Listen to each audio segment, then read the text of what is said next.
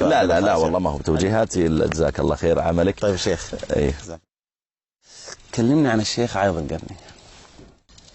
والله يا أخي الكلام عن الشيخ عايض كلام يعني هو رجل كبر سنه والشيخ عايض ورق عظمه واحدودب ظهره، وأظنه اقتربت منيته، ومن ينظر إليه يرى الموت يلمح بين عينيه سبحان الله في كل ساعة. حتى أنت لما قلت أن السنة الجاية فيها سواعد الإخاء باجتماعكم كنت أظن الشيخ عايض لن يحضر، بل لو كنت أعلم الغيب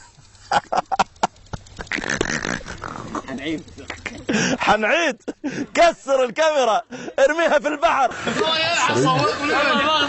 اني بديت انظم قصيده وانزلها فيه. لا لا لا والله لا صدق. لا هذا وانا ما بعد هجاء مر. لا ما بعد خلاص يا ابو عبد الله.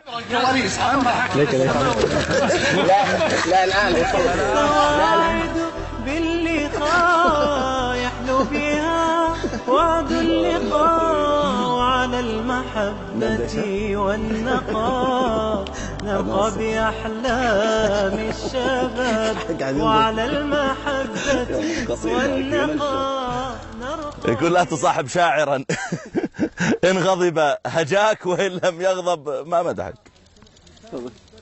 خلاص سم. تفضل. والله يا أخي أبو عبد الله الشيخ أيضا عرفته من أيام دخول الجامعة، يعني يمكن من عام 408 9 يعني توافق 88 ميلادي و89. وكان ما شاء الله مؤثرا بأسلوبه ولغته، وكان طرحه مميزا عن غيره. الرجل جمع ما بين العلم والأدب، وبالتالي ربط الجيل الجديد بالأبيات الأدبية والكلمات المتعلقة بها. يعني حتى أذكر وأنا تلك الأيام ربما عمري 18 سنة لا يزال، يعني كنا نحاول أن نقلده في أداء الأبيات.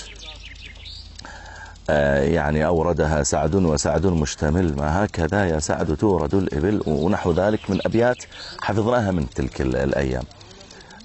بل إنني أذكر لا والله في الثانوية ليس في الجامعة، في الثانوية أظن ذهبنا أيضا مرة للجنوب مع مجموعة من الزملاء ورحلة مدرسية يعني. فكان الشيخ عايض هو الضيف، وكان صاحب نكتة.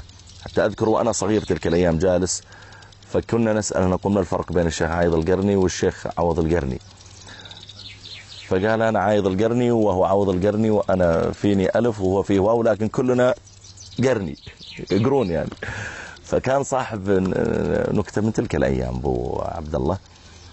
الرجل جمع ما شاء الله ما بين يعني الأدب كما ذكرت لك والعلم الشرعي، وكان في تلك الأيام يشرح صحيح البخاري والكتب السنة مهتم بها. ماذا يعجبك في الشيخ عايض؟ أكثر شيء يعجبك في الشيخ؟